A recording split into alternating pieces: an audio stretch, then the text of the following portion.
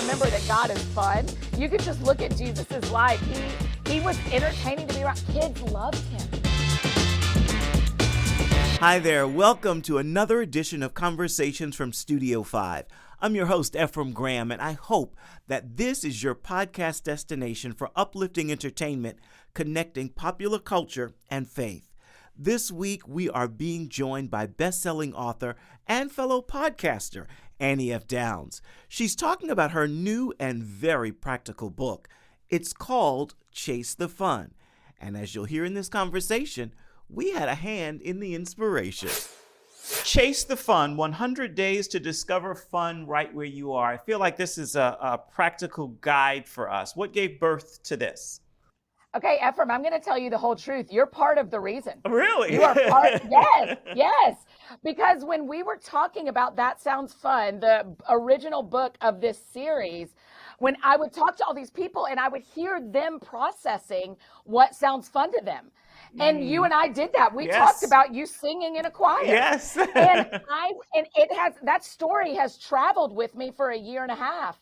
And as we started talking about it, we realized that That Sounds Fun, I had written this book that told people what to do and why we need to have fun, but I hadn't told them how. And so I was like, oh my gosh, I didn't tell people how. And so then we're like, okay, let's teach people how to chase the fun, because my friends like Ephraim have these ideas in their head. We just have to help them find it. And so that's what we did with Chase the Fun, is we went, you know what, in the life you already have, with the budget you already have, in the city you already live, how can you find fun? How can you adopt a new hobby? How can you fall in love with your life? And so we said, okay, 100 days, we think we can help you do it. Tell me about how we break down those 100 days. Yeah, so I am a person who needs a plan. That's just kind of how my life works. And so it's just about a month in 3 different areas. So for the first month, the reader and I are going to kind of process this idea of being an amateur and why it matters that we don't have to be professional at everything, from conversations to hobbies to recipes to relationships. We do not have to be professionals. So what does it look like if we actually find joy in being an amateur? And then the second month, we're going to spend the whole time about the power of falling in love. So, but this isn't just for single people. It isn't about falling in love with your partner for your life. It is like, can you fall in love with the city you live in? Can you fall in love with the community you're in? Can you fall in love with your job, even if it isn't your dream job? And we just kind of walk through, how do you fall in love with your life? Because then, because this is true about you and me and everybody we know, like everybody wants something that they don't have. And if we had time and said to everyone, tell us what you want, you don't have, everybody's got an answer. And then when we get that thing, we want something else. After we eat lunch, we want dinner, right? So we're wanters. And that's super okay. How do we fall in love with the life we have, even when we have things that we want that we don't have yet? And then we finish the end of the book. The last month is going to be like, let's find you a hobby. Now that you're okay being an amateur and you think it's fun, now that you're falling in love with yourself, with God, with the life that you have, let's find you some hobbies that help you connect all those things together. Hearing you say that, I can hear people thinking to themselves as they listen, that sounds really good, but where do I find the time to do things I want to do? I don't have time to do the things that I have to do. What do you say? Yes. Well, that's why we have calendars, and that's why we have apps. Because what's actually true is, if we put the to-do list aside, the things that we put on our calendar are what matter most to us. We don't miss a doctor's appointment because it was on a to-do list and we couldn't get to it. We don't miss a night of sleep because it was on a to-do list and we don't get to it. We don't miss a meal very often because we just didn't have time, right? But the things that make us most healthy, we are going to put on our calendar. So for example, right now at our local theater, Hamilton is playing. I have tickets tomorrow night. So for months, I have known what I am doing with my Thursday night. It isn't on a to-do list that I hope I get to. And the reason I prioritize it is because it brings something alive in me to see live theater. It really matters to my emotional and I would say spiritual health.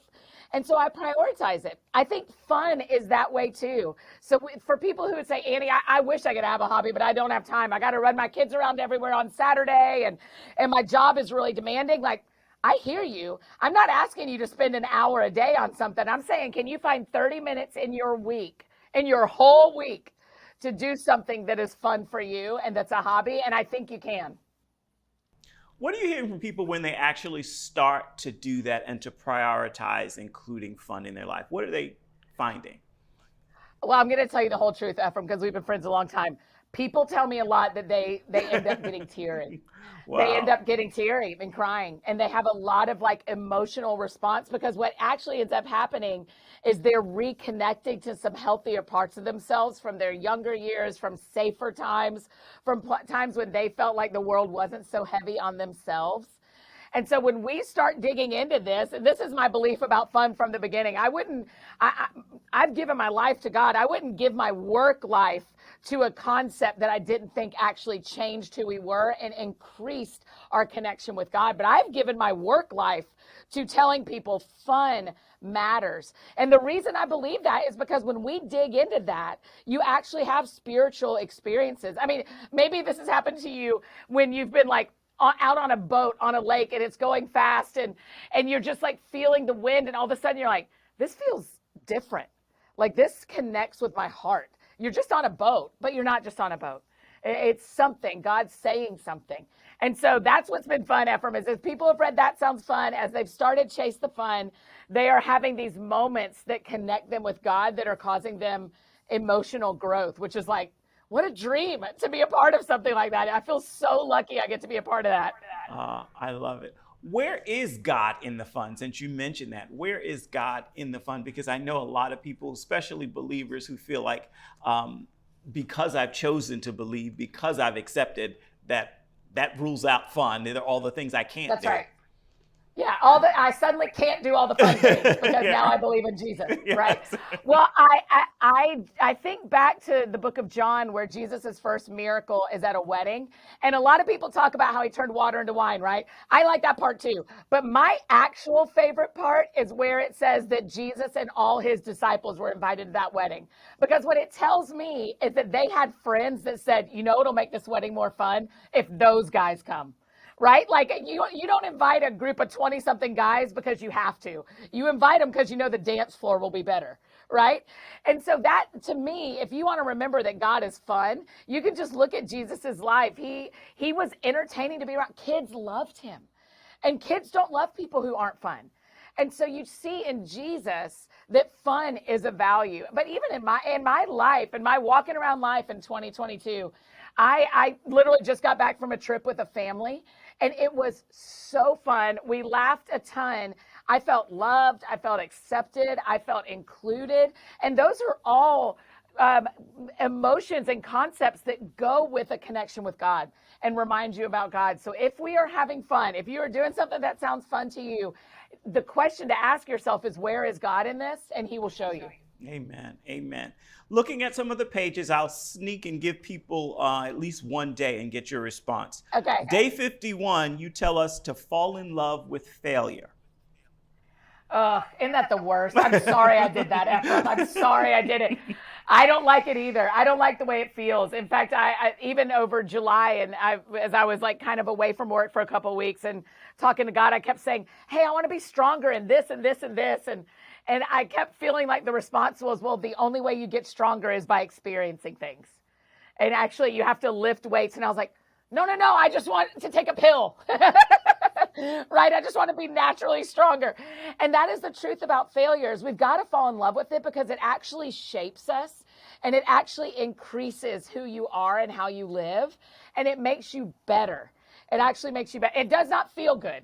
So it is not the thing that's going to feel good, but your failure yesterday is going to set you up with more strength for today to know how to face the same circumstance tomorrow and have a victory. Yeah. Hearing you say that, it reminds me of something I read just the other day, and I think it said something to the effect of, if you want to be good at something, you first have to be bad at something.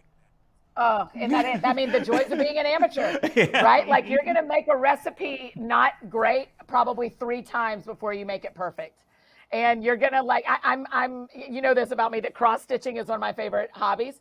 And I missed an entire row on this thing that I'm working on. And so then I had to it's just more details than you care about. But it gave me this moment of like, hey, I messed up on this. I can fix it. It's going to cost me time, but I want to make a beautiful thing in the end, so I'll fix it. And I went, oh, okay, God, I hear you. I hear you. Okay, we're not just talking about cross stitching anymore. Okay, God, I hear you. What's the joy in the chase when you're saying chase the fun? What's the joy in that chase? Yeah, I mean, for me, the reason we have to chase it a little bit versus we could have said find the fun, we could have said research the fun, we could have said wait for the fun, but there is something, the things we chase when we are healthy are often the things we need the most. Right? Like, so even in the summertime down here in the South, when we're outside, you got to find water. You got to chase water or you will be too hot. And it's because our bodies need it. And so chasing fun, my friend Emily P. Freeman, who's also an author and a podcaster, Emily and I had this conversation a few years ago where she just said to me, how am I going to get this done and which is the right path? And I said, I think you just chase the fun and that'll lead you down the right path. And that's what I've seen in my life. It doesn't mean it's easy. It doesn't mean there's not failure. But if you go down the path that goes, man, that sounds fun to me, it often is the path God has for you, I think. I love it. Before I let you go, I'll let you give what's the practical first step for someone. So we've got the book, Chase the Fun. Naturally, we're going to read it. What's the practical first step to doing this? Okay, so I'm going to give you two. I'm sorry to tell you. I just can't do just one. Number one, you put it on your calendar. Just put a 30-minute block on your calendar sometime this week and just label it fun.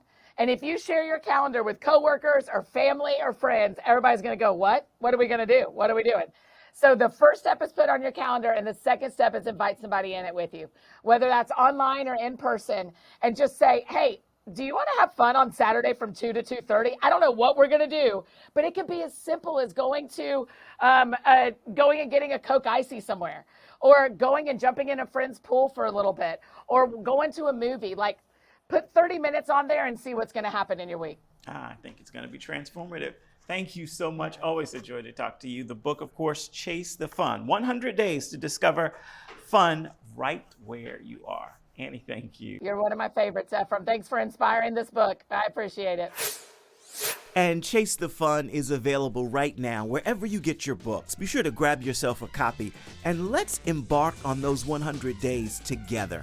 I want to thank you so much for joining me for this edition of Conversations from Studio 5. Now, joining us next week is author and producer Nicholas John. He's actually known as Mr. Fall, and that is the season we're in right now. For more information on our show, be sure to check out our Facebook page by searching Studio 5. You can also follow us on Instagram.